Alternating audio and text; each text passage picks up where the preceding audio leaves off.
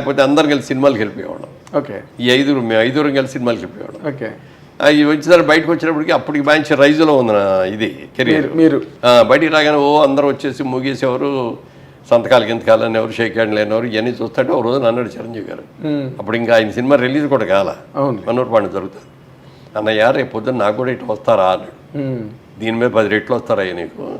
ఎలా చెప్పారు సార్? ఎలా చెప్పాను అంటే, ఆయన కొత్త సినిమా, మొట్టమొదటి సినిమాది, దానికి ముందు ఏదో పునాదిరాళ్ళు ఏదో చేశారు. ప్రాణం ఖరీదు కూడా ఇది జరుగుతూ ఉండగానే వచ్చింది అది. కాబట్టి అది ముందు రిలీజ్ అయింది, ఇది లేట్గా అయింది. అప్పుడు మేమందరం కలిసి కూర్చున్నప్పుడు అతను నేనే ఉండవు, మీ ఇష్టం వచ్చిన సాంగ్ వేయండి ఏదైనా, నేను డ్యాన్స్ చేస్తాను ఇప్పుడు. అంటే తెలుగా, ఇంగ్లీషా, హిందీ, అంటే ఏ లాంగ్వేజ్ అయినా సౌండ్ అంటే దానికి తగ్గట్టుగా రిథమిక్గా చేసావు. అది డ్యాన్స్ అంటే భరతనాట్యం కాదు, క్లాసికల్ డ్యాన్స్ ఇంకోటో కూడా కాదు, మ్యూజిక్కి తగ్గట్టుగా గంతులు వేసేసి చేసేవాడు.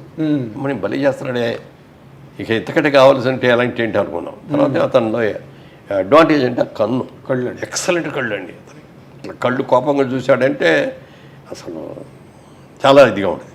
అలాగే నవ్వుతూ కామెడీ కూడా బాగా చేయగలడు. మంచి టైమింగ్ అండి. మంచి టైమింగ్ ఉంది. అప్పుడు కృష్ణనాథ్ గారు అన్నాడు ఒక రోజున, మురళీమోహన్ వీడు మంచి విలన్ అవుతాడయ్యా మన తెలుగు ఇండస్ట్రీలో, బాగున్నాడు అన్నాడు.